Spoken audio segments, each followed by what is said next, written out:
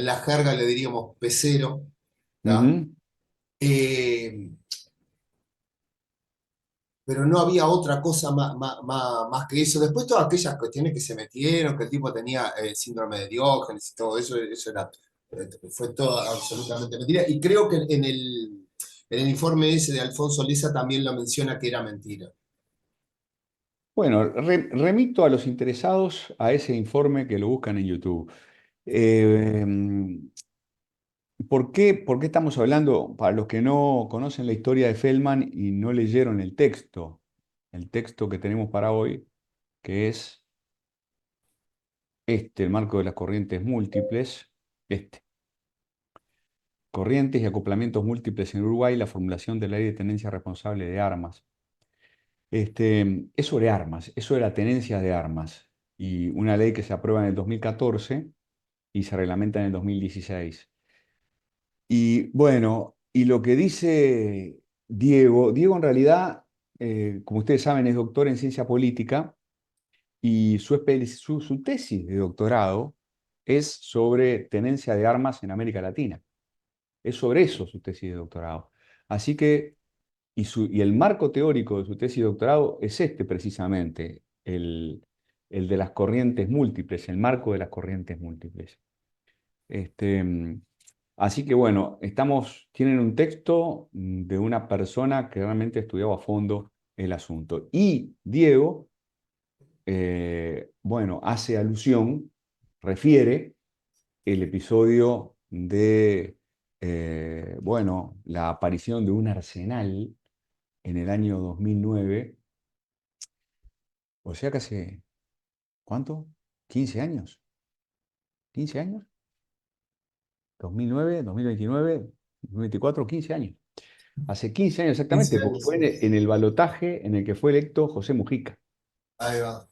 José Mujica fue electo en un balotaje en el 2009 y 3 semanas antes del balotaje aparece de la nada, en una casa en aires puros, aparece humo, caen los bomberos y cuando entran se encuentran un arsenal y cuando empiezan a rastrear de dónde viene quién es el dueño del arsenal, resulta ser un tal Saúl Feldman y caen a la casa de este hombre que vivía en el Pinar y este hombre, nada, combate hasta morir.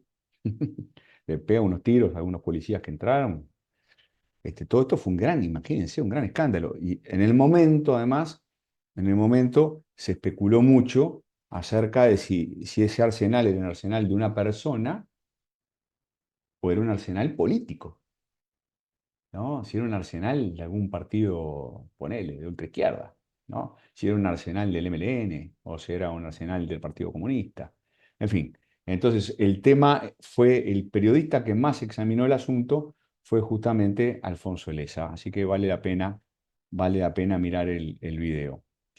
Y para los interesados en el MLN, en la historia reciente del MLN, porque en aquel momento, hace 15 años, yo dije, ¿por qué no? Ese arsenal puede ser este, de los Tupas y me gané unas puteadas de unos amigos frente amplistas. Este, Lean el libro Donde hubo fuego, mi libro sobre el MLN. Gabriel. Que capaz que como usted lo conoce, dicho así, pero para los que no lo conocen, digo, recordar que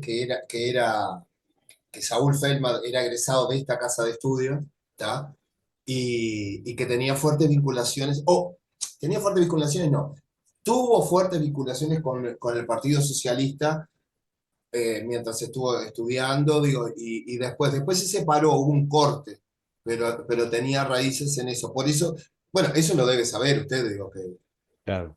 todo eso. Sí, la historia, él dio muchas vueltas, no se conoce mucho los detalles. Alfonso es el que más conoce, no sé cuánto cuenta de esto, de lo que él sabe, en No, el no, no, libro. no cuenta mucho más, Claro. salvo mire que eso lo vi hace tiempo, porque ese informe es Sí, viejísimo. tiene unos.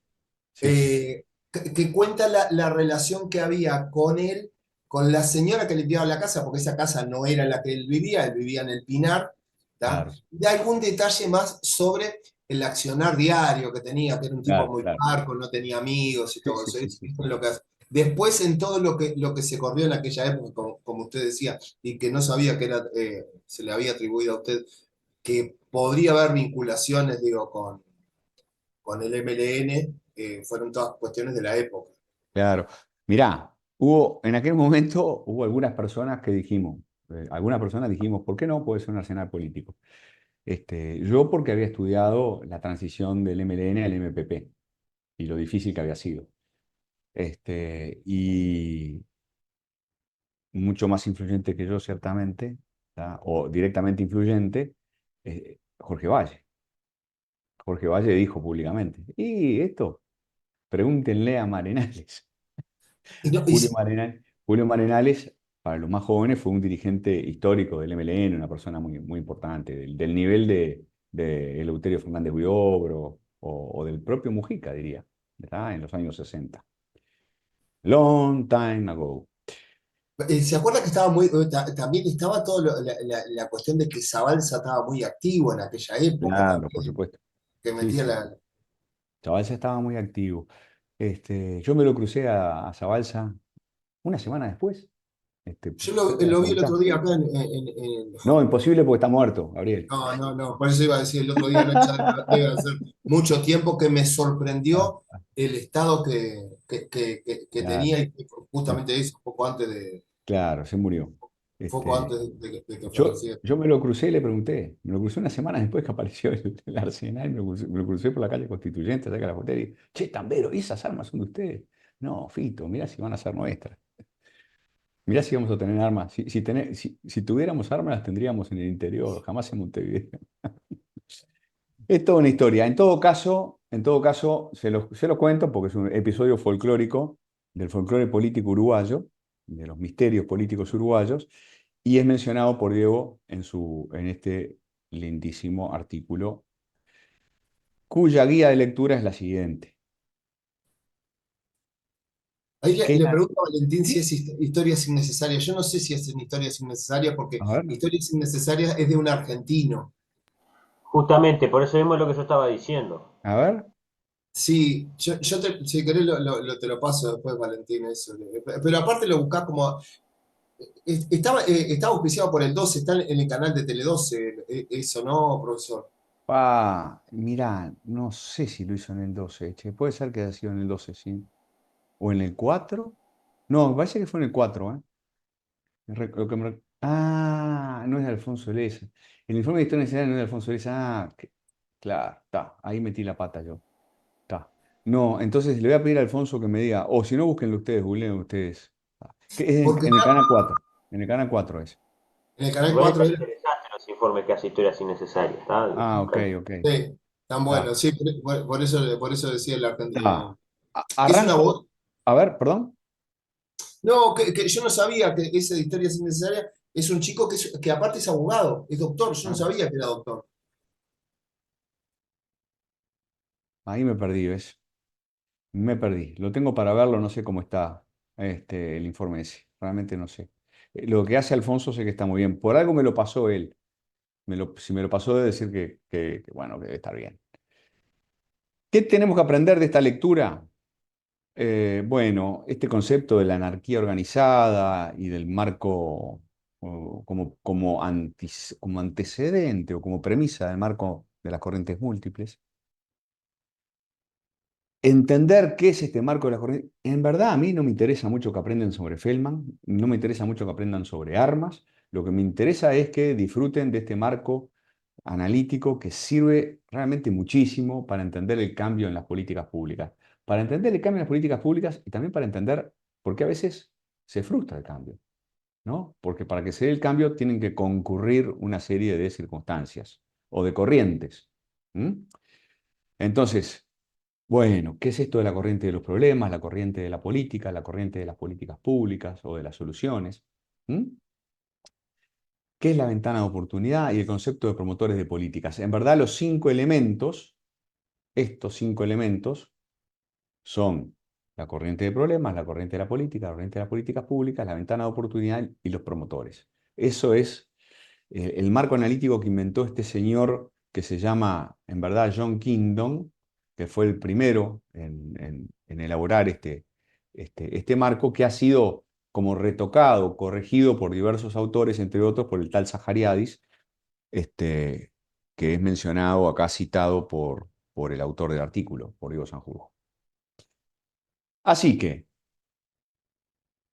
no está de más que aprendan lo esencial sobre el tema estudiado. El tema estudiado es cómo qué ha ido pasando con el control de armas en Uruguay. Es sorprendente, de verdad, es muy sorprendente que este país es un país altamente armado, ¿no? Es decir, el nivel de la cantidad de armas per cápita acá es bastante asombroso para una sociedad que se dice a sí misma pacífica y que bajo diversos estándares uno podría decir es una sociedad pacífica.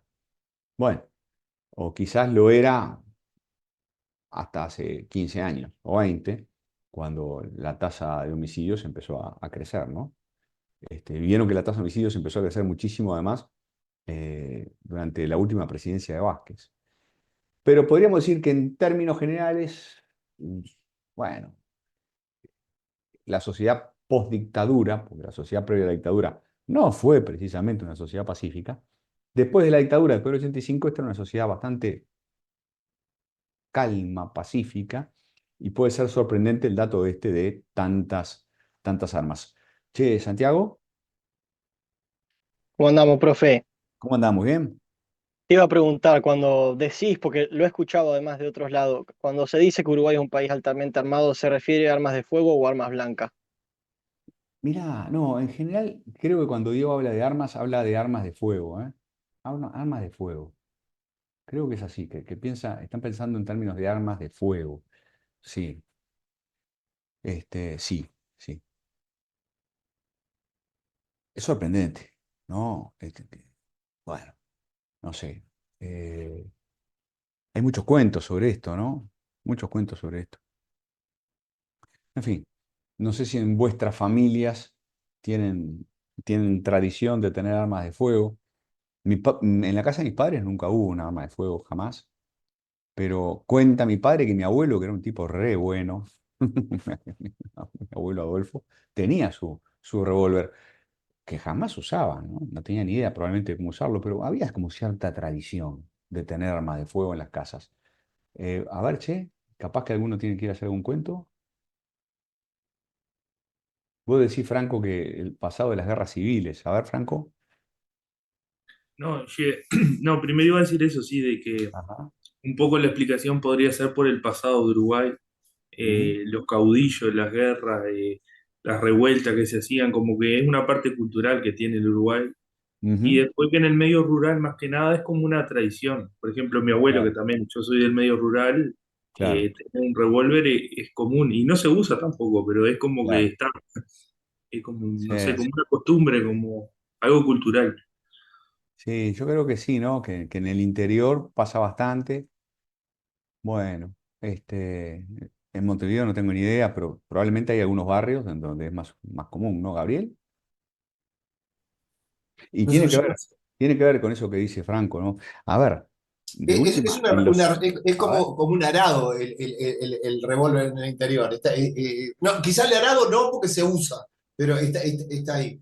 Pero mire, una de las cosas que a mí me sorprende desde hace mucho tiempo, yo trabajo en una metalúrgica, soy tornero, ¿ya?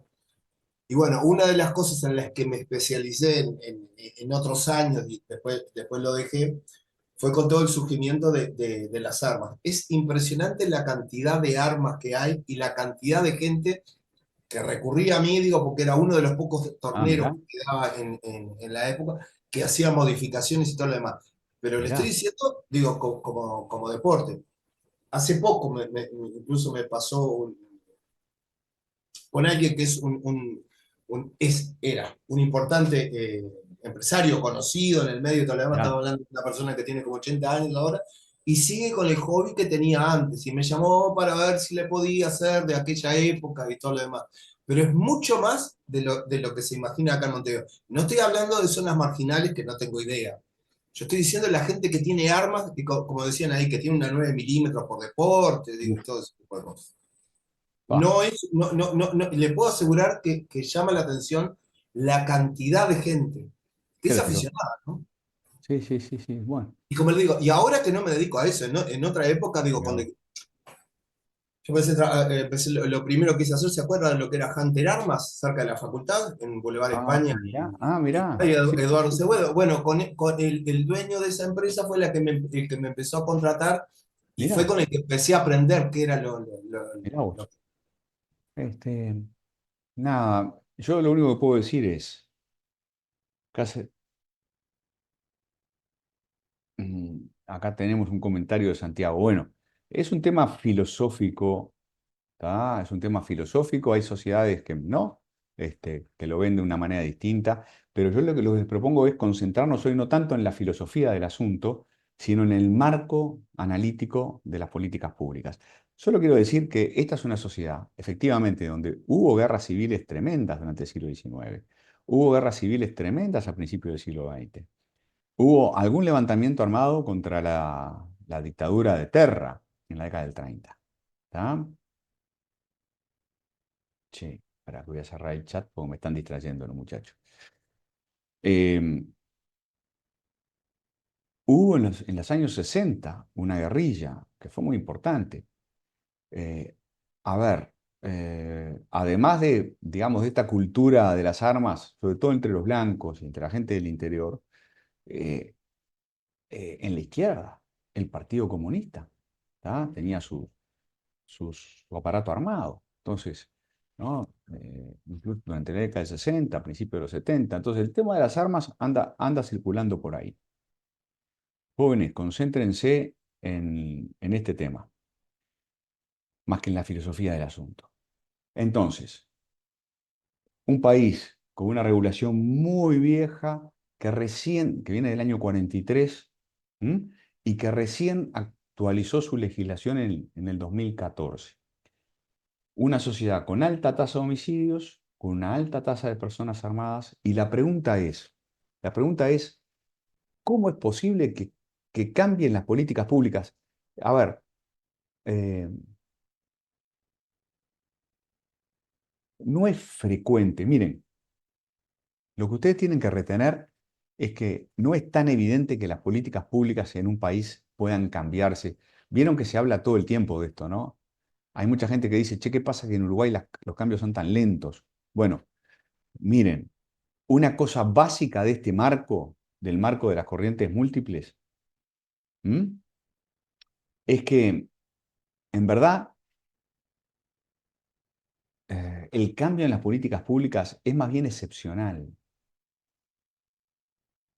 Lo que dice el fundador de este enfoque analítico, John Kingdon, lo que dice es que casi que es un evento, casi que un evento cósmico, ¿no?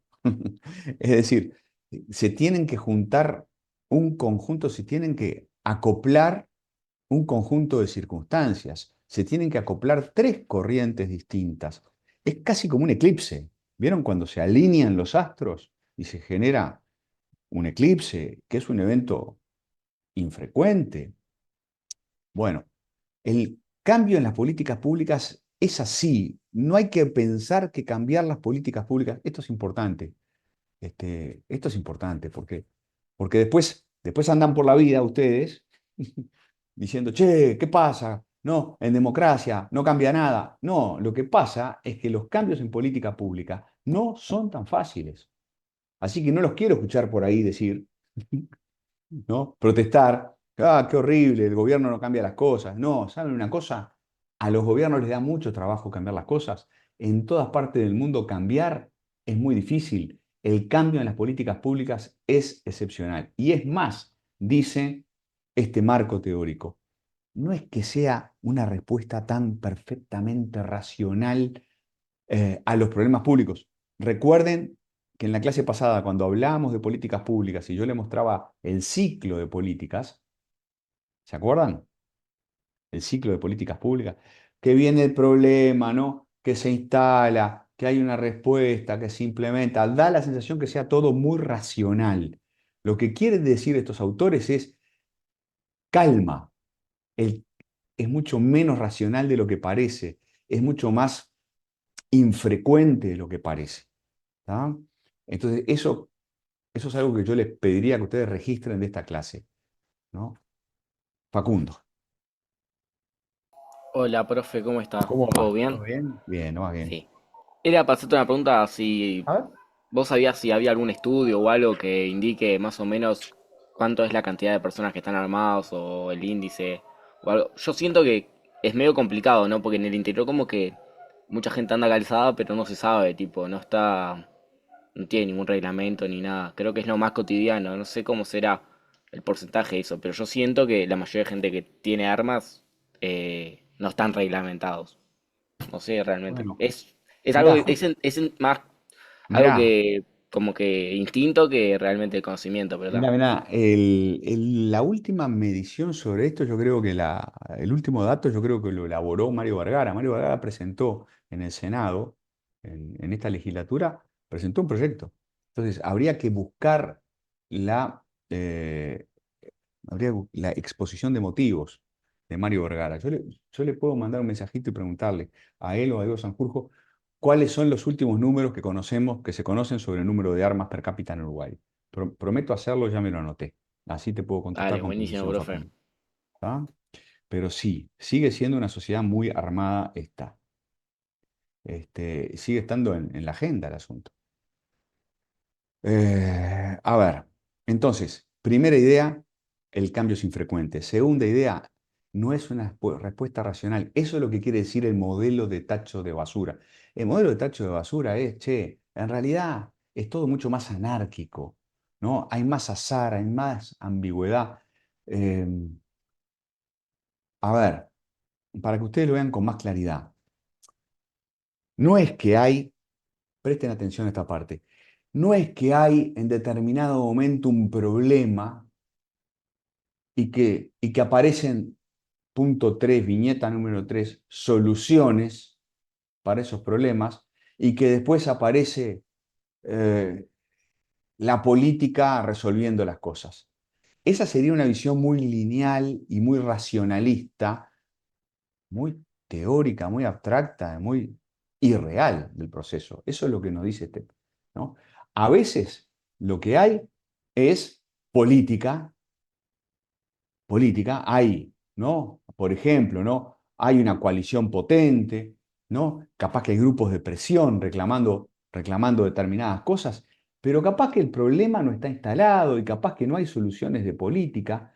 A veces, a veces, bueno, a veces hay expertos que están proponiendo soluciones para problemas que no están instalados en la agenda. Esto pasa bastante, esto pasa mucho. Miren, esto pasó con la pobreza infantil. Había expertos hablando de pobreza infantil mucho antes de que hubiera políticos dispuestos a encarar el tema o que la opinión pública hubiera registrado que existe el problema. Mucho antes de que existieran, ¿no? eh, sucesos, eventos públicos que ayudaran a que se instale el asunto, ¿no? En este caso, por ejemplo, la pobreza infantil. Entonces, es todo mucho. A veces puede haber, bueno, un tema puede estar instalado, pueden haber soluciones factibles, puede haber especialistas, puede haber comunidades de política pública, ¿viste? ¿Vieron? Gente que sepa del asunto. Y puede pasar perfectamente que no haya mayorías políticas dispuestas a impulsar algo. ¿Valentín?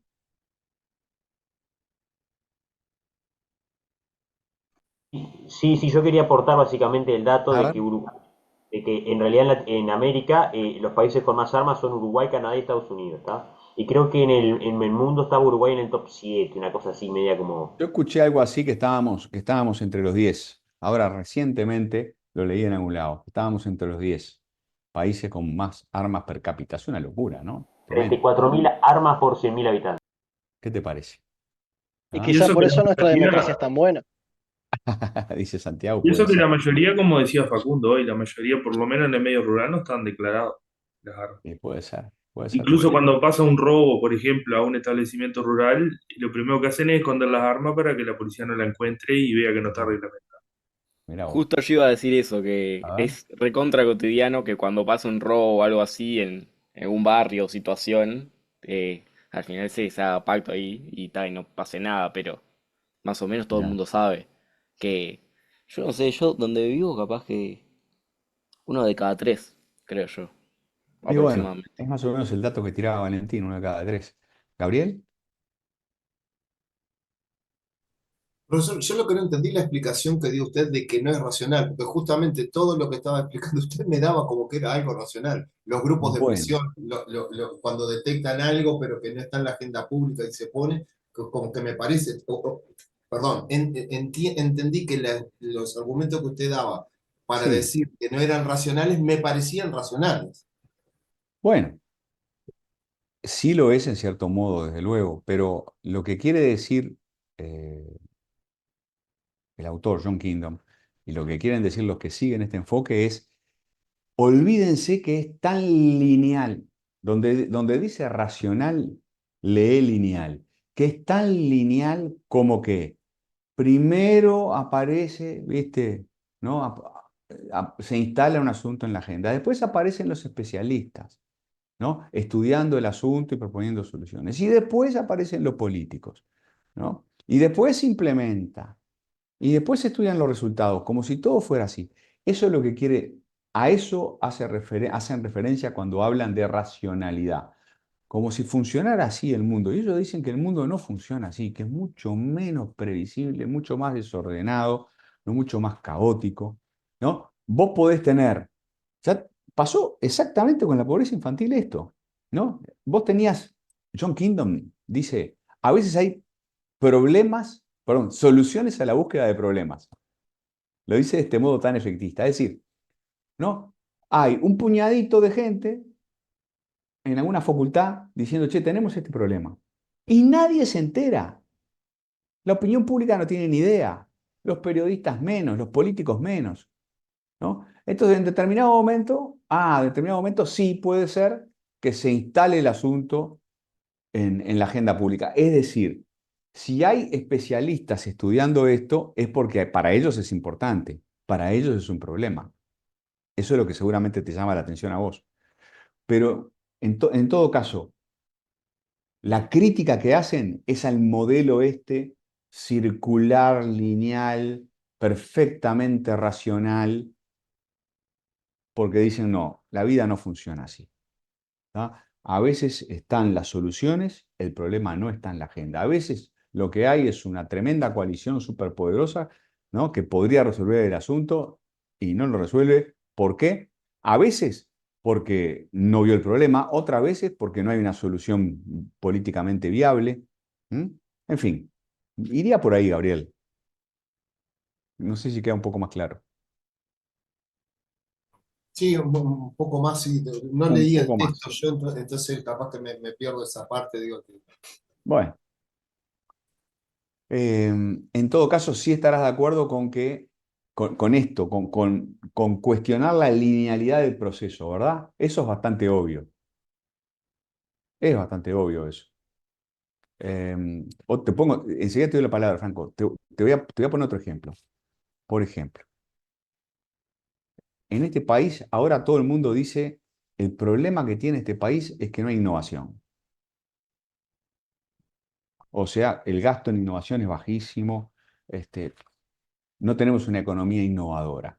Lo dicen todos los programas de todos los partidos. Lo dicen, acabo de leer un documento de la Confederación de Cámaras Empresariales. La Confederación de Cámaras Empresariales está diciendo exactamente esto. Problema del país, che, no innovamos lo suficiente, precisamos más ciencia, tecnología, innovación, pa. ¿Está? Como que está todo el mundo ahora alineado en eso. Yo conozco gente que hace 30 años o 35 años que habla del tema.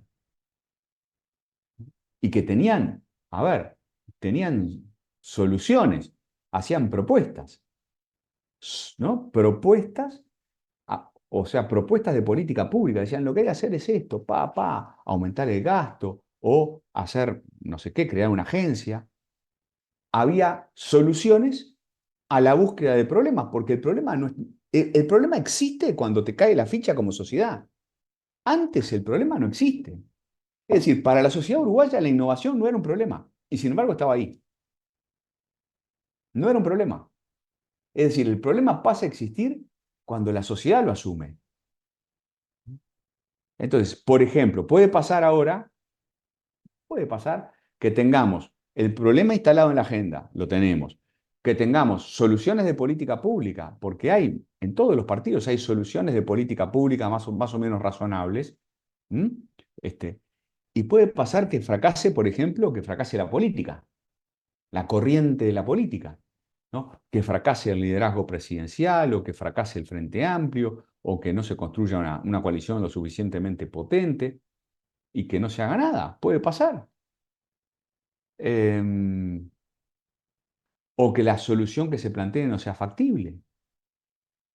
Yo qué sé, en el año 2014 todos los partidos firmaron, ¿tá? Un compromiso promovido por la entonces Nobel, recién creada Academia de Ciencias del Uruguay, de llevar al 1% el porcentaje del PBI para innovación, ciencia y tecnología. Y eso fue en el año 2014 y el tercer gobierno del Frente Amplio no lo hizo. No lo hizo porque se quedó sin plata. Se quedó sin plata. Entonces, a veces falla la política, por razones, ¿no? Por un conjunto de circunstancias. Por eso dice Kingdon y por eso dice Zahariadis que el cambio es infrecuente, porque se tienen que juntar tres cosas que no son fáciles de juntar. Franco, Santiago, No, yo era para agregar nomás de que se dale. podría decir que como que por lo menos yo cuando lo leí me dio la impresión de que venía a corregir las críticas del texto anterior que vimos, porque justamente habíamos dicho de que esa linealidad de las etapas, Exacto, imposible exacto. que se diera así siempre y que no era racional que funcionara así. Y Ahí justo ese está. texto hace todo lo contrario, o sea, da un margen para que pueda ser de otra manera, no tenga que ser cronológico. Es eso, ¿viste? Sí, ahora, Pablo, ahora vamos a trabajar mucho con esto de las tres corrientes que se tienen que juntar. Ese es el punto clave, ¿tá? Ese es el punto clave. Es una crítica al enfoque lineal, ¿no? Según el cual primero, ¿no? Primero descubrimos el problema, después discutimos las soluciones, después elegimos una, después la implementamos. No, funciona mucho más, de un modo mucho más complejo el asunto. Santiago. Profe, me pareció escuchar que recién dijiste que el problema social o el conflicto social está vinculado con la percepción de los ciudadanos. A ver, a ver, a ver, a ver. Ah, bueno, claro, sí, un problema pasa a ser políticamente relevante cuando los ciudadanos se dan cuenta, cuando los ciudadanos lo asumen como tal. Pero si hubiera un problema de los que Sí, ahora consideramos problema y nadie pensara que es un problema, que es algo perfectamente normal, ¿sería un sí, problema o no? es un problema, pero no es un problema políticamente relevante. Por ejemplo, la innovación, o mejor dicho, los problemas del Sistema Nacional de Innovación siempre existieron en este país. Siempre tuvimos un problema allí. Pero no fue un problema políticamente relevante. ¿Por qué? Porque no se hablaba de él, porque la sociedad no lo entendía, los actores no le daban la importancia que le tenían que dar, no estaban en los programas de los partidos, las cámaras empresariales no hablaban del asunto, ¿no? Es decir, ¿viste? Un problema es políticamente relevante, un problema existe en términos políticos cuando se habla de él, cuando de alguna manera, ha sido medido, ha sido tema de controversia. Eh, Educación, ¿no? O sea, tenemos un problema en el sistema educativo, ¿no? Grande. La mitad de los pibes no terminan el liceo. Bien. Ahora, este problema existe hace mucho tiempo. Se empezó a hablar de este problema en los últimos años, el día en que el presidente Mujica dijo en el discurso del 1 de marzo, educación, educación, educación. Y entonces se disparó, en la opinión pública se disparó en las encuestas, de verdad que es impresionante, ¿no? La sociedad dijo, tenemos un problema. ¿Por qué? Porque un actor político muy influyente dijo, tenemos un problema. Entonces, el problema ya existía, solo que no se veía la pobreza infantil, la innovación, tantos asuntos así, ¿no? O, por ejemplo, este tema, capaz que este tema, uno podría decir que es problemático. Eh, Capaz que no es problemático porque, o capaz que puede haber buenos argumentos para decir que no es un problema. Ok, ¿está? este asunto de la tenencia de armas o la cantidad de armas per cápita. Entonces, capaz que no.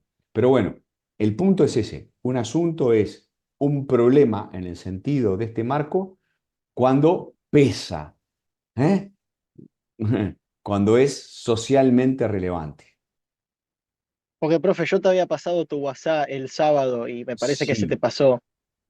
Dura un sí, minuto, es un cosito así. Santiago, ¿Conocés a Juan Ramón Rayo? no lo tengo, pero te voy a dar un consejo.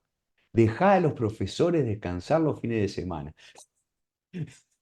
Yo le escribí a un profesor cuando era estudiante, le hice una cosa mucho peor que vos. Yo, le, yo lo que hice fue un sábado le escribí a un profe que yo quiero mucho, además, que todavía me quiere, no sé cómo, ¿tá? Que se llama José Rila. Lo llamé por teléfono a la casa un sábado, tipo 3 de la tarde, para decirle si había corregido el parcial. Un loco. No, no, no. Me di cuenta que no lo tenía que hacer. Bueno, yo los fines de semana descanso leyendo Rothbard, por eso te lo pasé. Bueno, qué Capaz que vos bien. Bueno, dale, pero descansás. dale, dale, dale, dale, dale. Dale, haz el comentario. ¿Por qué me mandaste ese video? Dale, ¿por qué? No, te lo pasé porque decía algo muy interesante, porque A yo ver. intuyo que el tipo es doctor en economía y licenciado en derecho. El tipo la tiene clara, digo yo que es una figura de autoridad al respecto. Y justamente dice que como la política es la gestión del conflicto social, los políticos se encargan de que haya conflicto social para justificar su existencia. Ah, wow, eso, es tremendo eso. Lo rechazo de plano. Es Lo doctor, rechazo de profe, por lo plano. menos hay que ponerlo en la mesa, por lo menos. No Está podemos muy bien, está muy categóricamente bien. decir, Muy bien, no estoy de acuerdo con ese enfoque. Aunque puede haber políticos que se dediquen a eso. Pero yo tengo otra imagen de los políticos, francamente. Tengo otra visión. Pero como siempre es un problema empírico. Yo lo que te digo, Santiago, es que, viste, ni yo ni nadie debería ser caprichoso. ¿Tá? Es decir, tendríamos que tener la cabeza abierta. Lo suficientemente abierta para reconocer que hay políticos que son así como vos decís, ¿no? Como dice este autor, o que hay políticos que son como dice Anthony Downs, que buscan, de acuerdo al modelo de Anthony Downs, que buscan el dinero, el prestigio, ¿tá? Y al mismo tiempo ser capaz de reconocer que hay políticos de otra naturaleza, ¿no? Que en realidad, nada, están en la política porque piensan en términos de servicio público. Entonces, a mí lo que me parece una injusticia, y no es para mí no es una señal de inteligencia, al contrario. Para mí no habla bien de la inteligencia de la gente tener un marco teórico y aplicarlo, ¿viste? Ponerse caprichoso. Decir, no, no, no, yo pienso que el mundo es así, y que los políticos son así, pa. Para mí es mucho más respetuoso de la realidad y mucho más propio de la cabeza de un universitario decir, a ver, yo sé que puede haber políticos de distinto tipo. Vamos a ver este señor, de qué está hecho, o esta señora, de qué está fabricado, ¿no? Y eso me parece muchísimo más difícil y muchísimo más interesante. Como siempre, viste, es difícil a mí correrme por el lado de la libertad, ¿no? Porque yo soy tipo muy libre de cabeza, muy libre, ¿no? Entonces, yo te diría, una persona libre, realmente libre, no le encaja el dogma, ¿viste? El esquema a lo que existe. Se toma el trabajo de decir, veamos cómo son, vamos a ver cómo son las cosas.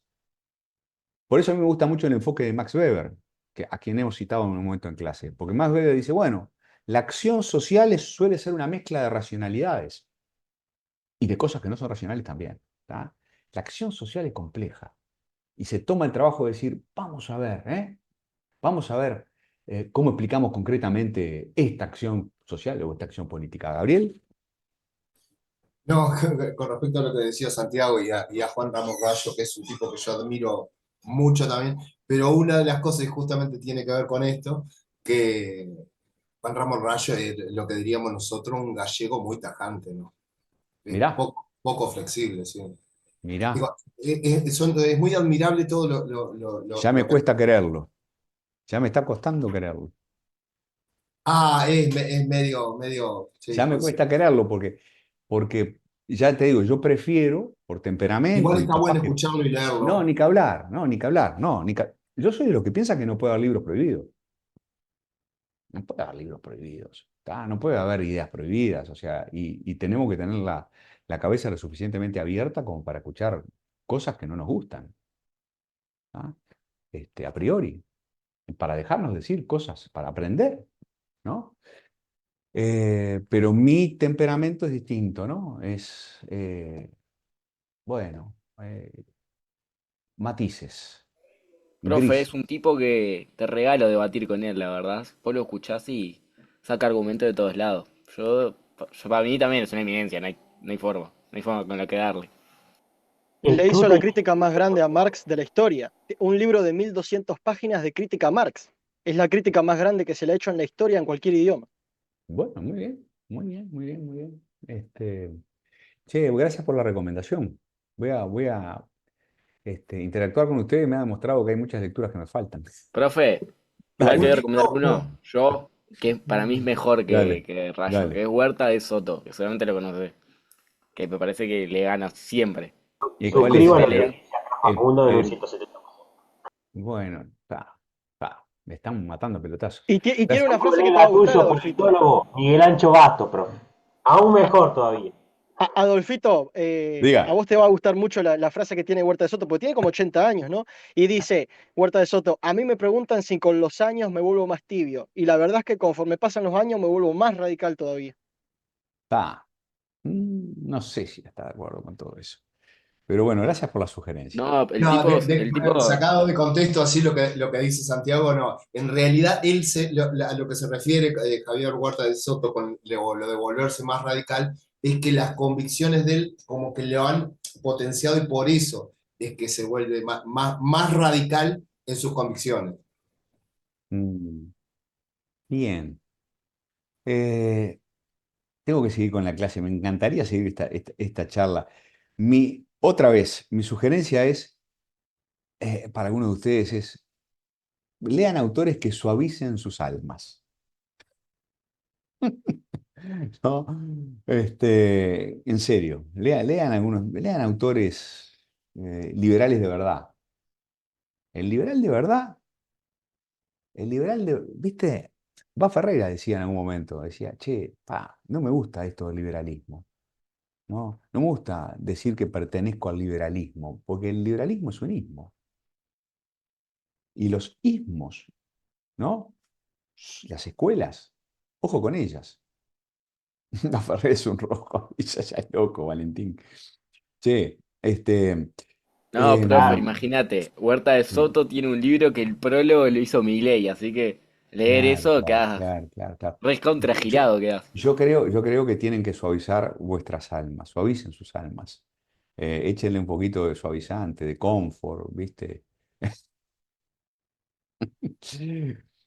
El tiempo suave. Eh, Che, sigo. Entonces, no, el liberal de verdad al liberal de verdad debería costarle hacer afirmaciones tajantes, ¿viste? ¿No? Deberías ser como consciente de los discutibles que son las cosas, de los matices. Yo asocio el pensamiento liberal con eso, ¿no? Pero sigo para adelante. Todo esto lo hablaremos algún día tranquilamente. Corriente de los problemas, corriente de la política, corriente de las políticas públicas. Estas son las cosas este es el marco de las corrientes, el multiple Stream Framework, el marco de las corrientes múltiples. ¿Está? Es eso. Corrientes múltiples.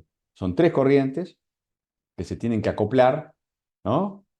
Y cuando se juntan esas corrientes, se genera una ventana de oportunidad que es una condición necesaria para el cambio, pero que no es condición suficiente para que haya cambio, además de problemas, política pública, o sea, además de esta ventana de oportunidad, tiene que haber actores, tiene que haber gente de carne y hueso, tiene que haber líderes, tiene que haber liderazgo, promotores de política en la jerga.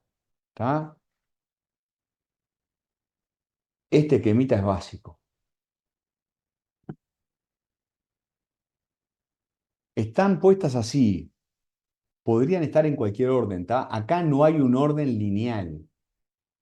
Simplemente hay que ponerlas en un papel y entonces puso de un lado la corriente de los problemas, en el medio la corriente de la política, en otro la corriente de las políticas públicas, pero no quiere decir que primero vienen los problemas, después viene la política. No, no, no, no, no. Esto es desordenado, esto es caótico, esto es el modelo de la anarquía organizada, como decían algunos autores, ¿está? Pero bueno, cuando convergen, ¿no? La corriente de las políticas públicas, la corriente de la política, la corriente de los problemas, se abre la ventana de oportunidad, los promotores de política actúan, se genera un cambio en la agenda que puede derivar en un cambio en la política pública. Es absolutamente clave el papel, ¿no? El papel de la política. El papel de la política acá en este esquema, bueno, lo que él llama el ánimo nacional. A ver, opinión pública. ¿Qué pasa con la opinión pública? Es muy difícil hacer una reforma educativa si la gente no está dispuesta, ¿viste? Si no hay un ánimo, ¿no? Este, si no hay, ¿qué pasa con el Parlamento? Porque hay muchos cambios que requieren, bueno, que requieren mayorías parlamentarias. ¿Qué pasa con los grupos de presión? Es difícil hacer un cambio en la política pública si hay grupos de presión en contra, y es más fácil si hay grupos de presión a favor, ¿no? Entonces, bueno, corriente de los problemas. ¿Cómo es que a la gente le cae la ficha de la existencia de un problema? Bueno, a veces porque nosotros los universitarios o los cientistas sociales jugamos un papel. Podemos ser útiles, podemos no ser completamente inútiles, ¿no? Eh, Podemos detectar problemas, instalar problemas en la agenda. Yo ya les conté el papel que jugaron los sociólogos de este país, un equipo de sociólogos liderados por Fernando Filgueira y Rubén Katzmann, hace más de 20 años, diciendo tenemos un problema con la pobreza infantil. El problema ya existía hace muchos años, había algunos estudios, pero los que lograron que la sociedad comprendiera, que cayera la ficha. ¿Mm? En inglés se llama el aha moment, ¿no? El momento de, ahora entiendo. Que la sociedad hiciera, ahora entiendo que tengo un problema. Bueno, fueron ellos. Rubén Katzmann, Fernando Figueira, el panorama social de la infancia y la familia en Uruguay, 2001, clave, fueron clave. Pero también a veces pasa que hay sucesos que captan la atención. Hay sucesos que captan la atención, que en el caso que estudia Diego Sanjurjo, que en el caso de las armas, bueno, fueron importantísimos. No es que acá los cientistas sociales hayan jugado un papel clave en el tema de las armas, ¿no? Había muy poco estudio sobre el tema de las armas. El artículo empieza diciendo eso. No era un tema estudiado por la academia. Creo que a Diego se le ocurrió esto en Alemania o en España. O sea, realmente, ¿no? No es que estuviera en Uruguay, ¿no? Y no es que, como se publicó una tesis de doctorado sobre el asunto, se empezó a hablar del control de las armas. No, se empezó a hablar de cambiar la legislación porque explotó el caso Feldman, porque el famoso asesinato en La Pasiva, el crimen de La Pasiva, ¿tá?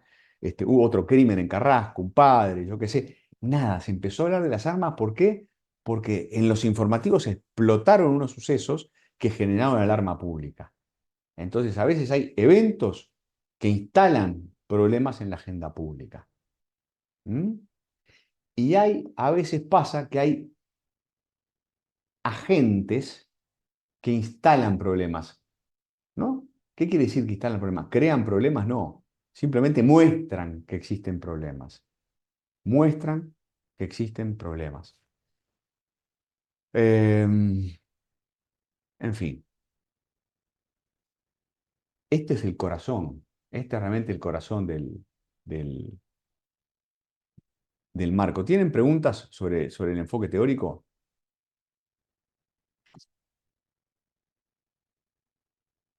Esto es interesante, la sopa de ideas. Este concepto es interesante también, el concepto de sopa de ideas. La corriente de políticas públicas, ¿qué es? Es la corriente de las soluciones. En inglés, ¿no? En inglés se habla generalmente de policy solutions. Cuando se habla de esto, de políticas públicas en este marco analítico, se dice la corriente de las políticas públicas es la corriente de las soluciones de política pública. Es decir, ¿qué se propone en términos de solución? Tenemos un problema con las armas. Bueno, eh, ¿cuáles son las soluciones que dan la vuelta? Y generalmente cuando hay un problema instalado, y generalmente no hay una solución de política pública. Y acá también, esto es bastante anárquico, por eso habla de sopa. Imagínense una cacerola grande, ¿no? Una olla grande y un montón de cosas adentro, ¿no? Ahí también te da la idea de aleatoriedad, de azar, ¿no? De anarquía, porque adentro de ese caldo aparece de todo. Eh, Sopa de ideas. Por ejemplo, la década del 50. La década del 50. En la década del 50, a ver, octubre, noviembre de 1950, Uruguay campeón del mundo, ¿no? Uruguay campeón del mundo, julio de 1950, Uruguay campeón del mundo. En 1950 a nadie se le ocurría, o a muy poca gente, se le ocurría que Uruguay tenía un problema. ¿Saben quién decía Uruguay tiene un problema? Algún intelectual suelto, Carlos Quijano, en la revista Marcha, ¿no? Pero casi no había economistas. No se decía, este es un país con problemas. Eh, pero bueno, eh, poco después la economía empieza a estancarse. 1954, 1955, empiezan a sonar como alarmas, empiezan a encender luces amarillas. Perdón, En profesor, mil- claro. Dale, Carlos Quijano no lo decía en aquella época porque todavía estábamos en la Suiza de América. pero te digo una cosa, Carlos Quijano lo decía ya, Carlos Quijano ya lo decía. Carlos Quijano es un ejemplo de un intelectual que hablaba de los problemas antes de que existieran, antes de que la sociedad los viera.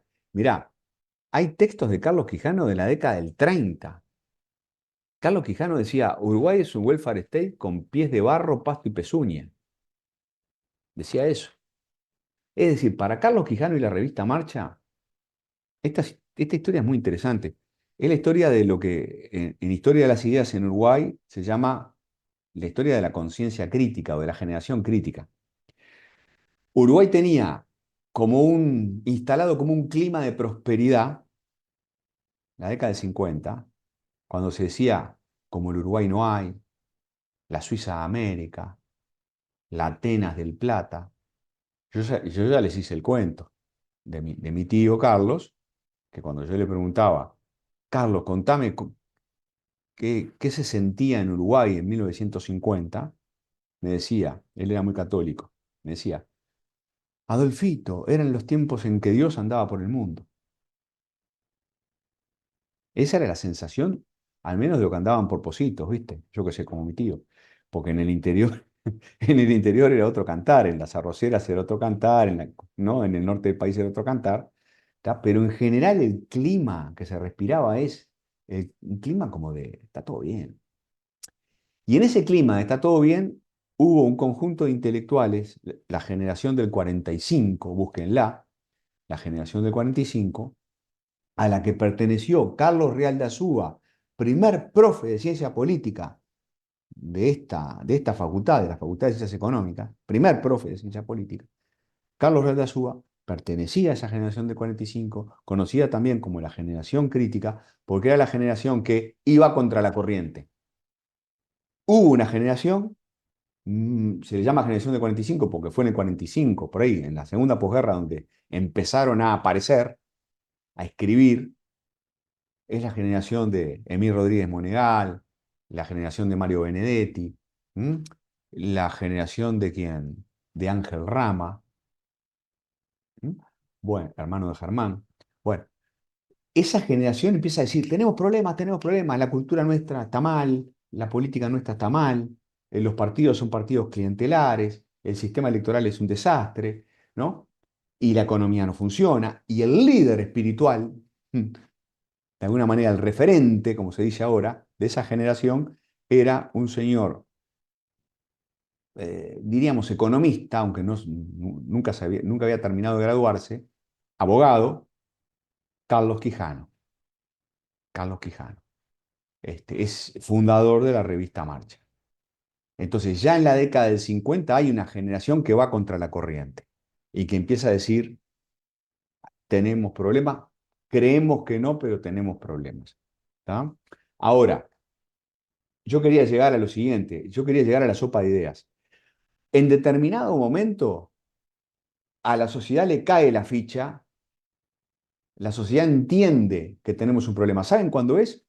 Y cuando ganan los blancos. Si ganan los blancos en el 58 es porque ya había mal humor, ¿no? Se da una alternancia extraordinaria, ¿no? El Partido Colorado gobernaba desde 1865. Entonces, ahí pasa, hay un evento extraordinario, el triunfo de los blancos es un evento extraordinario, que refleja que a la sociedad le había caído la ficha de que había problemas. Y ahí, más o menos al mismo tiempo, en esa gran cacerola, en esa gran olla de la sopa de ideas, empiezan a cocinarse ideas distintas respecto a qué hacer con el problema del desarrollo nacional. Vamos a hablar un poco de esto en la clase que viene, pero aparecen fuertemente las primeras ideas liberales. El liberalismo económico era, tenía como principal vehículo a los blancos, al Partido Nacional, pero empieza a tener apoyos adentro del Partido Colorado. Jorge Valle empieza a hablar en términos de liberalismo económico. En la sopa de ideas de fines de los 50 hay liberalismo económico. En la sopa de ideas de fines de la década del 50 hay marxismo, hay propuestas de revolución socialista, hay propuestas anticapitalistas. Y en esa sopa de ideas también hay propuestas de capitalismo racionalizado, de capitalismo planificador, de planificación indicativa, que era lo que estaba de moda en Europa en la posguerra, que es lo que en Uruguay se va a reflejar en la Comisión de Inversiones y Desarrollo Económico, en el plan de la CIDE, Comisión de Inversiones y Desarrollo Económico, dirigida por el contador muy joven en la época, contador Enrique Iglesias. Entonces, eso es una sopa de ideas, ¿vieron? ¿No? Sopa de ideas es, hay una cacerola grande y hay de todo. Están los que dicen más capitalismo, los que dicen socialismo y los que dicen capitalismo planificado. Ah, había anarquismo también, había de todo, ¿no? Generalmente, cuando hay un problema social, ¿no? Cuando aparece así un problema importante, no hay unanimidades. Hay una sopa de ideas. El concepto me parece interesante. En políticas públicas, sopa de ideas. Bueno, ahora mismo en la campaña electoral, ¿no? Aunque esta es una campaña electoral que no ayudó mucho a que la gente pudiera distinguir entre papas, boñatos, zapallo y zanahoria, ¿no? Está todo medio mezclado en esa olla, pero hay propuestas más liberalizantes y hay propuestas, bueno, que dicen más Estado, ¿no? Conviven. Em,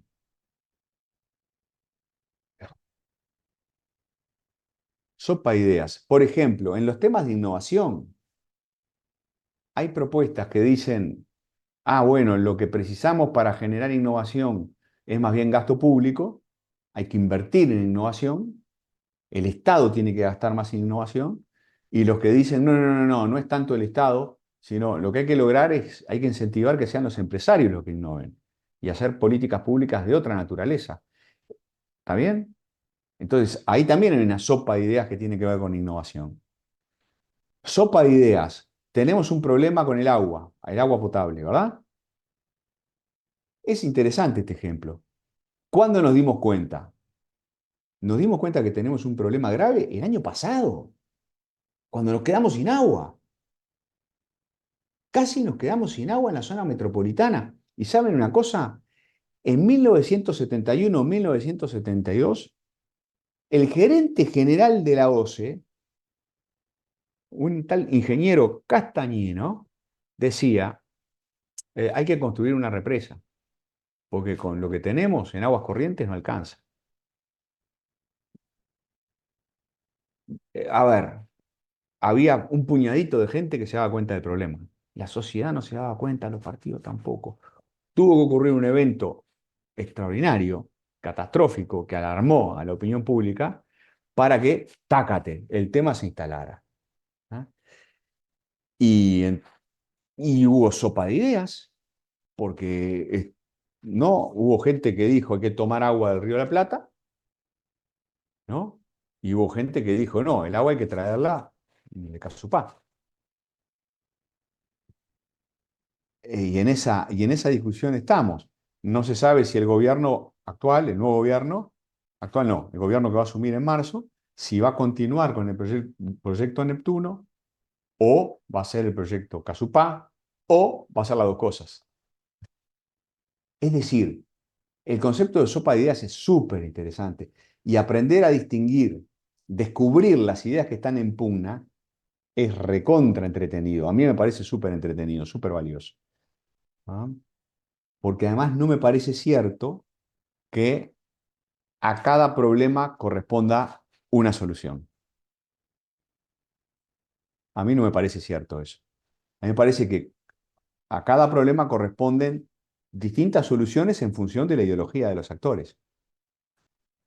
Habrá frente al problema del agua quienes digan que lo resuelva más bien la empresa, y eso es lo que propuso de alguna manera este gobierno, que se hagan cargo las empresas privadas, y las empresas privadas lo que dijeron es traigamos agua del Río de la Plata, y le llevaron esa propuesta al gobierno. Ideología, yo diría, empresista, un punto de vista empresista, que es el punto de vista que predomina en la coalición republicana, y otra gente que dice, no, no, no, este es un problema que lo tiene que resolver el Estado. Y entonces que sea el Estado el que invierta, conseguir un préstamo, Corporación Andina de Fomento o quien sea, que ponga la plata para construir una represa y que sea público, el sistema que sea público, ¿no? Y que esto lo solucione el Estado. A cada problema no necesariamente corresponde una solución. Corresponden distintas soluciones en función de la ideología de los actores. Y así podríamos seguir eternamente. Con la innovación lo mismo, ¿no? Hasta con la educación lo mismo. Pasa que en este país está súper instalada una concepción de la educación, ¿no? Hay como un paradigma que predomina, que es el paradigma bareliano de hace muchísimos años, ¿no? Pero bueno, este, es perfectamente discutible cuál es la mejor solución para que la gente eduque a sus hijos, ¿no? Si es que el Estado tiene que proveer el servicio o el Estado le tiene que dar en todo caso plata a los privados para que los privados elijan la educación que prefieren. Es perfectamente discutible. Para eso tenemos democracia, gente. Para que la gente sea la gente la que decida. La gente tiene derecho a decidir qué es lo que quiere.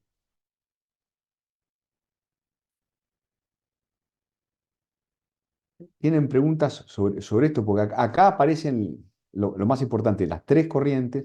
Esto es, perdón, Policy Solutions, soluciones de política pública, sopa de ideas. Es importante que las ideas sean viables, ¿no? Entonces, en realidad, para que haya acoplamiento, otra palabra clave, ¿no? Para que se acople todo esto, ¿qué es lo que tiene que pasar? Y sí, la corriente de las políticas públicas no puede ser, no puede estar delirando. Las propuestas tienen que ser realistas, tienen que ser factibles. ¿Tá? No puedo proponer cosas si pretendo que haya acoplamiento, si pretendo que haya cambios en la política pública, y tengo que cuidar la viabilidad técnica y la viabilidad política de las cosas. Si quiero que haya un cambio, tengo que ser realista. ¿Es viable o no es viable? ¿Hay plata o no hay plata? ¿Hay política o no hay política? ¿Mm? Soluciones. El músculo político, ¿no? El liderazgo, la opinión pública, el parlamento. ¿Qué pasa con los grupos de presión? ¿Mm? Otro ejemplo fantástico es el tema seguridad social. Se podría aplicar este esquema a la ley votada en el 2023. Eh, Mucho antes de que se votara la ley, había soluciones de política pública en la vuelta. Saldain, Rodolfo Saldain había publicado un libro, un librote sobre el tema. ¿Cuándo se instala el problema? El problema se instala en la agenda el día que Danilo Astori, siendo ministro en el 2018, dice, tenemos un problema. Miren, va a haber que hacer una reforma. Lo dijo en ADM, lo dijo una persona del prestigio y del peso político de Danilo Astori, entonces, tácate. Se empezó a hablar del asunto, ¿no? Tenemos un problema con la seguridad social va a estallar, ¿tá? Porque el déficit va creciendo, creciendo, creciendo. ¿Mm? Eh, entonces, había soluciones de política en la vuelta, porque había expertos, había masa crítica de expertos, había o se instaló, gracias a un actor muy importante. ¿Quién fue el agente de problemas acá? Y para mí el principal fue Daniel Astori. Porque en este país los principales constructores de agenda no somos los politólogos, no son los economistas, son los políticos. Por eso es importantísimo lograr que los políticos hablen de ciertos temas, porque el día que los políticos hablan de ciertos temas, esos temas se instalan en la gente y ya activamos la corriente de los problemas. Queda encendida esta corriente. ¿Mm? Por eso al Pepe Mujica se le pueden hacer muchos reproches, pero hizo una cosa muy importante por la educación, que fue encender la corriente de los problemas. Desde que el Pepe Mujica dijo educación, educación, educación, este país habla de educación. Yo le estoy agradecido por eso. Después no funcionó la corriente de la política, el Frente Amplio no pudo, ¿viste? No pudo ni durante la presidencia de Mujica ni durante la presidencia de Tabaré Vázquez. Y no sabemos si va a poder ahora con la presidencia de Orsi. Pero que se haya empezado a hablar del asunto es clave. ¿Mm? Entonces, los políticos son importantísimos acá, construyendo problemas. Los políticos son importantísimos acá, ¿eh? Eh, construyendo coaliciones. Y acá los técnicos son fundamentales en la corriente de las políticas públicas. Voy a citar a Diego Sanjurjo. Diego Sanjurjo dice, lo ha dicho muchas veces, ¿cómo no vamos a tener problemas en seguridad en este país? Claro que es elemental, es obvio que tenemos que tener problemas de seguridad en este país. Si no hay gente que sepa, son contados con los dedos de una mano, ¿eh? Los expertos en criminología en este país. No hay, no hay. Y uno de los pocos expertos especializados en el tema, graduado en Oxford, ¿tá? Vive en Inglaterra y se llama Nicolás Trachtenberg. Entonces, che, si vos querés solucionar problemas, si querés policy solutions, tenés que tener expertos, tenés que tener masa crítica. Bueno, Valentín. Otra forma de decir que faltan tecnócratas o no. Sí, en algunas áreas faltan. Mirá, yo puedo decir que me he pasado muchos años estudiando el papel de los economistas en este país. Y te puedo asegurar, les puedo asegurar, que la economía uruguaya se maneja mejor gracias a que hay masa crítica de economistas. Como hay masa crítica de economistas, los políticos aprendieron mucho más sobre cómo manejar la economía, los ciudadanos aprendimos mucho más, a ver, te diría, las cámaras empresariales, los sindicatos, los actores sociales. Los economistas nos han ayudado a manejar mejor la economía más profesionalmente. Entonces, claro que precisamos gente que sepa. Otra cosa es pensar, Valentín, que las decisiones las tienen que tomar ellos. Cuando pensamos que las decisiones las tienen que tomar los expertos, ahí ya estamos hablando de otra cosa. Ya no estamos hablando de democracia. Ahí estamos en el mundo de Platón, ahí estamos en el mundo leninista, ahí estamos en el mundo de Saint-Simon, ahí estamos en el mundo del gobierno de los sabios, o de los que se creen sabios. ¿Tá? Entonces, la verdad, mira la cara que pone, mira cómo recogió el guante.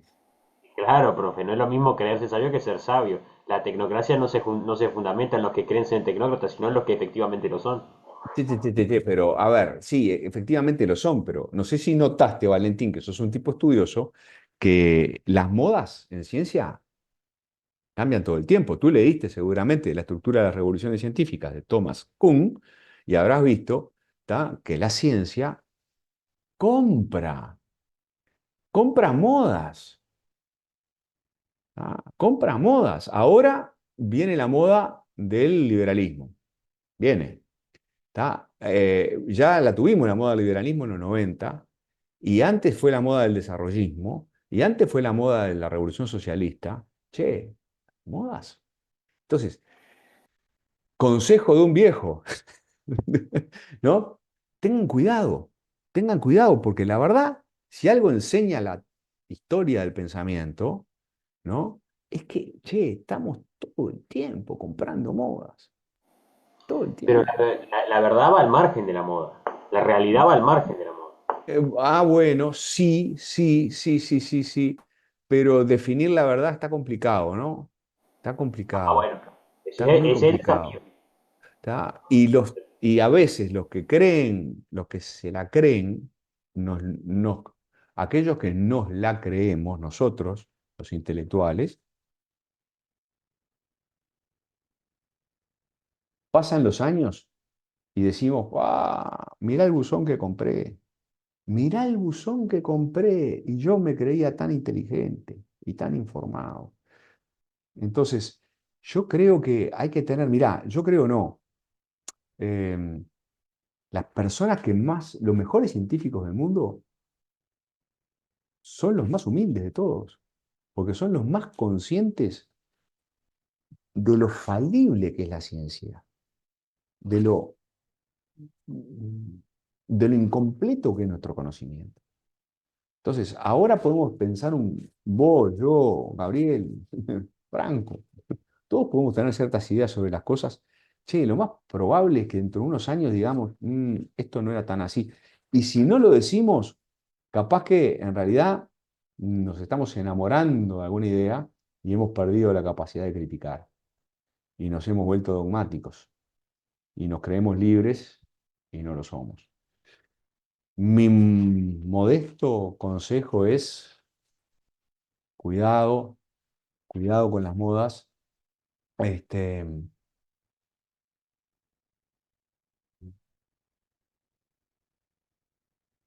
y mucha más filosofía de la ciencia. Mucha más filosofía de la ciencia. Gabriel. Lo que pasa, profe, todo eso que usted está diciendo, lamentablemente, no se aprende curricularmente, se aprende con la, Ah, inevitablemente. yo pienso que sí, Gabriel. Mirá, yo pienso que es así, ¿no? Yo pienso que es así. Por eso mi consejo siempre es, acá en esta clase que hay personas tan despiertas y tan audaces, mi consejo es la modestia. ¿Viste? Modestia, cuidado, apertura mental, no precipitarse. ¿M? Eh, sí, claro que cultivar las ideas de uno, pero y no tener miedo, pero al mismo tiempo escuchar. Cosa que se aprende con la edad también, que la arrogancia es mala consejera. Pero Claro, claro, claro, claro. Che, porcentaje de homicidio. ¿Cómo se instala? ¿Cómo se instaló el problema? Porque en el fondo lo que nos quiere explicar Diego Sanjurjo es que hubo un cambio. Es increíble porque los cambios son poco frecuentes, ¿no? Y desde 1943 teníamos una ley y resulta que en el 2014 logramos cambiar la ley. ¿Cómo fue posible eso? Fue posible porque se instaló el problema, porque aparecieron soluciones, porque hubo política, se generó la ventana de oportunidad, aparecieron promotores de política, se instaló un cambio en la agenda y cambió la política pública. Todo eso pasó. ¿Entre qué y qué? Y básicamente entre el 2009, dice él, del 2009 al 2014, en 5 años. ¿Qué eventos fueron muy importantes para que se instale el problema, para que nos caiga la ficha? El caso Feldman. El caso Feldman. Apareció un super arsenal. Y entonces hubo gente que dijo, ¿cómo es esto? ¿Cómo es posible que aparezca un arsenal, miles de armas? ¿Cómo es posible que una persona tenga cientos y cientos de armas? Che, ¿cómo es este tema de las armas? Otro evento, un padre que mata a su hija en Carrasco. Otro evento, 2012, un crimen que conmovió la opinión pública, ¿tá? El famoso crimen de la pasiva. Eh, yo creo que va a haber videos todavía. Hay videos, sí, yo tuve la mala idea de pasar el video del crimen de la pasiva en una clase a principio de año. Lo pueden buscar ustedes. Hay videos del crimen de la pasiva. ¿Tá? Es un par de pibes que entran a la pasiva y matan a una persona y resulta que además matan a la persona equivocada porque los habían mandado matar a una persona y mataron a la persona equivocada. Bueno, fue una cosa horrorosa. ¿Qué terminó pasando? ¿Qué terminó pasando? Que se instala el tema de las armas. Se generó eso, se instaló en la agenda. Además, eh, bueno, parece que, bueno, sí, se empezó también a hablar mucho del tema de los suicidios y la ministra Daisy Tourné, ministra del Interior, en el gobierno del Frente Amplio, hablaba mucho, ¿no? Fue ministra en la presidencia de Tabaré Vázquez, ¿eh? Hablaba mucho de este tema de los suicidios y de las armas de fuego y los suicidios, en fin. Entonces, eso. Y bueno, y hay cierta interacción con académicos, con activistas, hay cierto papel de la sociedad civil. Diego Sanjurjo hace referencia a algunos. A veces la sociedad civil puede contribuir a que se instalen ciertos problemas y a que se generen, además, soluciones de política pública, ¿no? Acá eh, algunos activistas y algunos académicos empezaron a proponer, ¿no? Interactuando con políticos, empezaron a proponer posibles soluciones. ¿Qué pasó con la política? Bueno, al Partido Colorado no le interesaba mucho el tema, tenían otras prioridades. El primer gobierno del Frente Amplio tampoco. Tourné sí, Daisy Tourné estaba preocupada por el asunto, pero, por ejemplo, Fernández Huidobro, que era una persona muy influyente en aquellos años en el MPP, no tenía interés en controlar el tema de las armas. Hay una asociación, la Asociación de Lucha para el Desarme Civil, ALUDEC. Esta asociación es bastante influyente en este proceso. ¿Mm? Y el Sur, Instituto de Estudios Legales y Sociales del Uruguay, y el Sur también juega un papel. Acá también hay activistas, abogados, en fin, gente que se mueve y que favorece que ciertos políticos se tomen el tema en serio. Y del 2012 al 2016 es que se produce el acoplamiento, ¿no? Eh, Primero lo que ocurre es lo que Diego lo que llama el acoplamiento de la agenda, o sea, el tema se instala en la agenda. ¿Gracias a qué? Gracias a desgracias, ¿no? Gracias a crímenes. Forma parte, miren, esta ley de tenencia responsable de armas forma parte de un paquete de iniciativas entre las que estaba el tema del cannabis. Yo todavía me acuerdo de la conferencia de prensa esa. Si la buscan también en YouTube, capaz que la encuentran. Hay una conferencia de prensa muy importante donde está el presidente de la República de la época, José Mujica, está el ministro de Defensa de la época, Fernández Huidobro, está el ministro del Interior de la época, Bonomi, poco después del crimen de la pasiva, donde ellos dicen, bueno, hay que hacer algo. Hay que hacer algo, el tema de la seguridad ciudadana explotó, estamos ante un problema muy grave, y entonces proponen una batería de políticas. Una de ellas, por ejemplo, es el tema del cannabis. ¿Qué tiene que ver? Valentín dirá, ¿qué tiene que ver con el cannabis? Bueno, un argumento del momento fue, bueno, en realidad, atrás de la explosión de los crímenes está el problema de la droga, y para combatir el problema de la droga o minimizarlo, argumentaban en la época, lo que hay que hacer es desvincular mercados. Hay que debilitar el narcotráfico sacándole el tráfico de la marihuana, el tráfico del cannabis. El argumento fue básicamente ese. Facundo, Profe, ¿se puede decir que eso fue un fracaso o cómo lo pensás vos? Para yo mí fue un pienso que fracaso. Yo sí, lo que veo es sí. que aumentó el consumo nomás. Porque Yo pienso lo mismo, que aumentó el consumo, que bajó además se normalizó. Eso creo que es lo peor. Se normalizó Sí, que sí, vos sí, estés en Montevideo. Yo no soy de Montevideo, sí, pero cuando voy a sí, claro. Montevideo, voy y siento olor a marihuana en todos lados. Y es impresionante porque Es impresionante, claro, es así, tal no cual. sé si hace 20 años Más gente pasaba. la droga fuerte. No, para nada, ¿eh? ¿Perdón? Introdujo más personas en la droga fuerte, en el LSD, en la coca, en el... Bueno, no conozco estudios, pero que fundamenten eso, Valentín. Capaz que sí. Yo creo que en realidad, eh, miren, por ejemplo, la gran oportunidad del cannabis, en realidad, ese cannabis medicinal. Ese es el cannabis que vale la pena. Fumarse un porrito, el que quiera fumárselo, que se lo fume, ¿no? Pero bajó,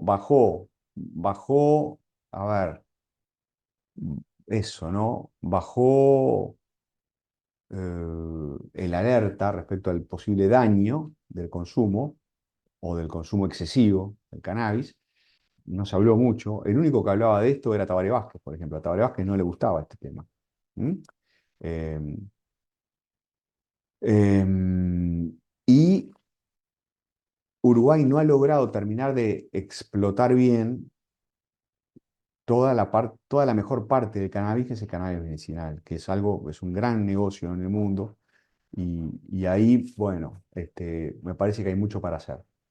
Pero tengo toda la impresión, por la poca información que dispongo sobre el asunto, por gente que he escuchado, que tal como están las normas actualmente, no facilitan. Al contrario, lo que ha pasado es que algunas empresas vinieron y después se terminaron yendo, empresas que tenían que ver con el cannabis medicinal. Y ahí tenemos una oportunidad extraordinaria. Sartori en algún momento se había metido en el tema. Y está todo el tema como dice Santiago, todo el tema de la legalización, que está, el tema de la legalización está en la discusión, no diría en la agenda política, no está en la agenda pública, pero circula, en ciertos ámbitos circula. Mire, cuando yo empecé a estudiar ciencia política, estamos hablando de 1990, 1991, yo tenía profes que decían la solución, en esa época, había profes que decían la solución para el tema del, yo qué sé, del narcotráfico es la legalización. Recuerdo profesores argumentando eso. Y pasaron un montón de años, ¿eh? Gabriel, Yo le iba a decir eso, profe, que era algo que yo lo escuchaba en aquella época también y que tenía que ver con todos los exiliados que venían de Suecia, de todo aquello, en aquellos lugares donde la conformación social era diferente.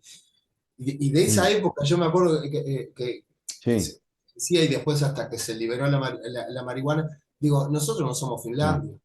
Acá, digo, iba a pasar todo eso que estaba visto que iba a pasar. Y yo no me acuerdo si no fue Tabaré Vázquez era uno de los que decía que el tema de lo que pretendía Mujica era que no tenía un respaldo informativo atrás y que la desinformación iba a traer a la larga un problema más grande. No me acuerdo si era Tabaré Vázquez. sí, Tabaré Vázquez decía eso, decía que había que en realidad había que hacer campaña explicándole a la gente. Es muy de los médicos, ¿no? En realidad, los médicos en realidad no simpatizan mucho con el cannabis, salvo los médicos que se dedican a los cuidados paliativos. Los médicos que se dedican a los cuidados paliativos, arriba con el cannabis, ¿está? Pero los médicos en general dicen, no, en la marihuana no, la marihuana en realidad genera daños. En fin. Pero como siempre, y como dice Santiago, cada cual es libre de hacer lo que quiera con su vida. ¿Está? En todo caso, tenemos una oportunidad Profe, y igual no no la... te das cuenta de ¿Vale? lo triste que es si lo pensás, porque ya no hay vuelta atrás. Tipo, es una decisión de Estado que ya no hay vuelta atrás porque la gente se acostumbró culturalmente y aunque lo prohíbas o hagas algo, es como que ya está. Es como cuando, como el alcohol en Estados Unidos al principio del siglo pasado, Ujú, que, que fue legal, lo prohibieron y la gente ya se acostumbró a tomar alcohol y se ujú. creó el mercado negro. Tipo, hoy en día si lo prohíben, se va a crear un mercado negro gigante y va a ser hasta peor. Tipo, ya entramos en un No, bucle sí, quizás, horrible. quizás prohibir no tenga sentido. Quizás lo que hace falta es educar, ¿no? Educar en los riesgos. Este, capaz que eso es lo que hace falta. Pero no soy un experto en cannabis. En todo caso, me parece que, por ejemplo, para detener el crimen no funcionó. Claramente no funcionó, ¿no? Sí. Esto formaba parte de una política orientada a bajar la criminalidad. Y en realidad no me parece que haya sido, que haya funcionado. Es más, es más, es muy interesante desde el punto de vista de cómo se generan algunos cambios de política pública en este país, porque en verdad esa policy solution, vuelvo acá, vuelvo acá, vuelvo acá, ¿no? acá estamos hablando acá estamos hablando ahora de crimen, no estamos hablando de armas, de crimen, ¿no? Entonces, tenemos un problema con el crimen. El presidente está dispuesto a tomar el toro por las guampas y la opinión pública está preocupadísima. Pa. Acá aparece, entre otros, aparece este tema del cannabis. Pero ¿sabe una cosa? Este tema del cannabis aparece, en realidad, sin mayor fundamento técnico. Y esto es bastante uruguayo, ¿eh? ¿No? Es bastante uruguayo. Es decir, no siempre. Mirá, esto para Valentín. Valentín, eh, acá vamos a estar un poquito de acuerdo, quizás. Uruguay tiene un pequeño, no pequeño, Uruguay tiene cierto sesgo contra la tecnocracia, ¿no? Y a veces el liderazgo político a veces piensa que con un poco de ingenio, ¿viste? Se arreglan las cosas. Y no había este asunto de combatir la inseguridad con este tema del cannabis, ¿viste? Yo creo que no tenía un solo paper atrás. Yo no sé si tenía, no sé si hubo un técnico, ¿no? Un experto. La verdad que no sé cuáles son los fundamentos técnicos de esa propuesta. Más bien me parece que fue intuición, eh, bueno, ingenio, no sé, pero realmente me genera muchísimas dudas, ¿eh? No siempre la corriente de políticas públicas es una corriente técnicamente bien fundada. A veces es el territorio de la sanata. ¿Valentín? Creo que lo que pasó es, viste cuando vos querés ir a comer pizza y Mm. cualquier cosa que pasa es justificación, ¿ah? Sí, Vas al kiosco y decís, bueno, ya que vuelvo compro una pizza. Bueno, todo lo mismo. sí, sí, sí, sí. Mirá, yo creo que en realidad, ¿sabes qué creo? Creo que, a, a ver, yo lo veo de esta manera. Lo que quería hacer el gobierno de Mujica en aquel momento era un giro hacia la mano dura. O sea, ellos pensaron, Mujica, Fernández Huidobro, Bonomi, pensaron que la política tenía que ser más de mano dura para reprimir el crimen, pero que para venderle eso al Frente Amplio tenían que empaquetarlo con otras cosas, ¿no? Tenían que llevar esa política de mano dura, la tenían que llevar en un paquete. ¿Y en el paquete qué pusieron? Pusieron cannabis.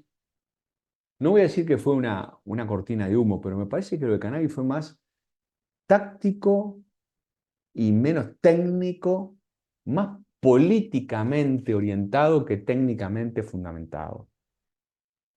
Esa es mi sospecha, pero yo no estudié a fondo el asunto, pero esa sería mi sospecha. Y eso es muy también del approach, del enfoque MPP de las políticas públicas, que es un poco así, ¿no? Dentro de la izquierda, en general son los que más sospechan del conocimiento técnico. Cosa interesante, dicho sea de paso, porque luce contradictorio con la designación de Gabriel Odone como ministro de Economía.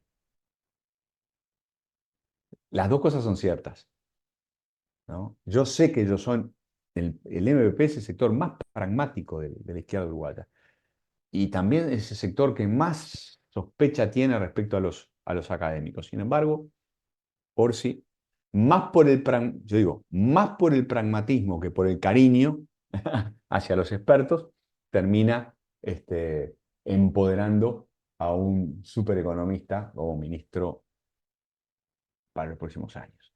En fin, interesante. Muchachos, en todo caso, en pocas palabras, esta es la historia. Eh, lo que ocurre es, en el 2014 se negocia la ley, se aprueba la ley, el acoplamiento decisorio, eh, y en el 2016 se reglamenta. Tabaré Vázquez lo que hace es reglamentar esta ley. Estamos hablando de la ley de tenencia responsable de armas. ¿Tá? Esa fue la historia. ¿Con qué me quedo yo? ¿Qué es lo que me parece importante de esta lectura? Más que el tema, más que más que el tema, más que el ejemplo concreto, que si quieren aprender los detalles, no está de más, es capital esto, ¿no? Lo crucial, lo que tienen que aprender es esto. ¿Mm? Tres corrientes distintas, la ventana de oportunidad, ¿mm? Y la acción de los promotores, los que promueven el cambio. Preguntas, comentarios. ¿Estamos bien? ¿Estamos dispuestos a encarar la clase número 28 el jueves próximo? Claro que sí, profe. Profe, A ver, diga, Santiago. te iba a decir ahora que ya terminaste, si se me permite, si Dios ¿Cómo quiere, ¿no? no? Nuestro Señor Jesucristo, que es el que gobierna. Escúchame, profe. Otra cosa que decía Rayo Dale. ahí es que la democracia en el concepto de nación es muy Sí. ineficiente porque a la gente no le importa lo nacional, porque es como muy grande. Que Ujú, funcionaría mejor si cada barrio, cada pueblo ujú. tuviera democráticamente sus decisiones dentro del pueblo. Y Interesante. da el ejemplo que dice, no es la misma preocupación de los vecinos por la plaza del barrio que la preocupación mía por lo que pasa en Rivera. ¿Entendés? Bueno, Entonces interesante. se informa más, se preocupa más. Interesante argumento. Mira, una de las mejores democracias del mundo es la democracia suiza. Y Dale la demo- ejemplo. ok, ¿viste? Y entonces, eh, Suiza, Suiza, la patria de Rousseau. Rousseau que no creía en la democracia representativa y quería volver a los tiempos de la polis griega, en el fondo, ¿no? Hablaba de la pequeña escala, ¿viste? Y todo eso. Bueno, los suizos eh, conservan eso. Y son los campeones del mundo en democracia directa y probablemente sean los campeones del mundo en participación cívica a pequeña escala. Gabriel, Profesor, Odone. creo que me voy a enterar ahora y no creo que usted se a haya ver, equivocado. ¿Rousseau no era francés? no, ginebrino, Mira, me entero ahora. ginebrino, ginebrino, pero amaba Francia y pasó buena parte de su vida en Francia, pero era de Ginebra, sí, No, pues, si hubiera puesto esa pregunta en la revisión de qué nacionalidad era ¿viste? Rousseau, de cabeza que hubiera tirado francés. ¿Viste? Ahora. No, pero claro, fue muy influyente en el proceso político francés, pero fue muy influyente también en Ginebra. O sea, en realidad cuando uno piensa, a ver, cuando uno piensa en las características del sistema político suizo, es inevitable pensar en Rousseau, porque hay mucha cosa rusoniana en el sistema político suizo, mucha cosa rusoniana. ¿Ah? Esta idea de la democracia directa, sin ir más lejos, ¿no? Esta idea, como decía Santiago, esta idea del poder, del poder del ciudadano allí, ¿no? Del poder local. En fin, estamos entonces para vernos el jueves que viene, ¿sí? ¿Estamos Chao, estando? profesor, nos vemos. Vamos Vamos arriba. Nos arriba, vemos Facundo. después, profe. No, Dale, profe, nos me vemos el parece que el jueves. razonamiento Nos final que jue- saco del texto A es que ver, la delincuencia se termina cuando todos tenemos una de estas en la casa. Excelente sí. cátedra. Una de esas, pa, pata salado. No. Que no se enoje el vecino, pa, pues. Se Bueno, termina, al día siguiente no hay más delincuencia. pero Capaz fíjate que un vos poco que más chica el tenemos, arma, Valentín. che, pará, Valentín, pero fíjate vos que tenemos una tasa bueno, de tenencia de armas altísima y tenemos un pico de delincuencia, ¿Y cuál es la tasa de uso? la tasa de uso. Ah, no existe, nadie cuenta esa. Nadie cuenta la tasa de uso, porque después la Bueno, ley te pena cuando la usás. bueno, por las dudas no andes armado por la calle y por las dudas no la uses. No, ¿cómo voy a estar armado yo por la... Me parece muy bien, armado con tus ideas, con eso alcanza y sobra. Claro, ideas bien afiladas. Bueno, Ideas excelente. Cuando me afiladas. viene a robar el ladrón, le digo, pero Olson decía tal cosa. Y entonces el ladrón se llama de vuelta y se va. Vos sabés que, mirá, les hago un cuento de mi hijo. Francisco mide 1,58 m, 1,59 m, más petizo que yo todavía. Y vos sabés que hace unos meses estaba ahí por la zona de Tres Cruces y lo paró un gurí, ¿viste? Y le dijo, dame el celular. Y Francisco le dijo, pa, vos sabés que no. Y siguió caminando. Tremendo capo, profe. ¿Cuántos años tiene? 27 añitos y le dijo, pa, vos sabés que no. Disculpame, viejo, no, no. Chao. Pa, ¿qué lo tiró? ¡Qué excelente! Eso sí que fue una excelente cátedra. Así nomás, dijo, no. Lo dejó helado, ¿viste? Lo dejó helado el tipo sin Impresionante. ¿Y qué respuesta. hizo? ¿Se dio media vuelta y se fue? ¿Qué ¿Eh? pasó? ¿Ya está? Sí, sí, sí, ya está. Dijo, no, sabes que no, chao. No, Claro. si a tu hijo le dan una de estas, arregla el país, profe. Che, lo que Armas es una. nucleares estaría bueno para Lo tener que, nosotros los civiles. no, lo que es tener no sé, viste, algo, una especie de carisma raro, ¿no? Se hizo respetar el petizo. Un aura, Vos dice sabés que no, Tatiana. ¿Sabes que no? Igual También, también Juan con suerte, porque si agarra alguno de estos medios Claro, claro, claro, claro. es bravo, es No, se bravo. ve que hubo algo en el tono, hubo algo en el tono, en la mirada, hubo algo que lo desarmó al otro. Che, Sí, muchachos, vos por la sabés que a mí me duda, pasó a ver. que yo estaba en Río Branco y me vino uno derechito así a robarme y saqué la cartera y se dio media vuelta, pero así como una computadora. Hizo blup y siguió para allá. Ah, mirá. Che, siempre es bueno tener un libro de Rothbard o algún, ¿no? Pues si te vienen a robar, va a ser así, ¡fua! ¿No? Tipo escudo. Muchachos, nos vemos el Bueno, jueves. los soldados, profe, de la Alemania occidental, que era la de Estados Unidos, llevaban acá en el bolsillito un librito de Rothbard, porque dice que paraban las balas. Es grande. Bueno, che, que pasen lindo y nos vemos en 48 horas, sin falta. Excelente cátedra, profe. pero hasta En la 48 próxima. no, en menos, porque es 46:30, profe. Calculaste 46 mal y ahí. media. Excelente, excelente precisión. Precisión suiza. Excelente Bueno, cátedra, profe. nos vemos el jueves. Para la Chao, chao. próxima es la última. Es así. Chao, chao, chao. Y vamos a ver cómo salvamos después, porque la verdad que está bravo. Está bravo, está bravo, está bravo, pero se Mucha puede.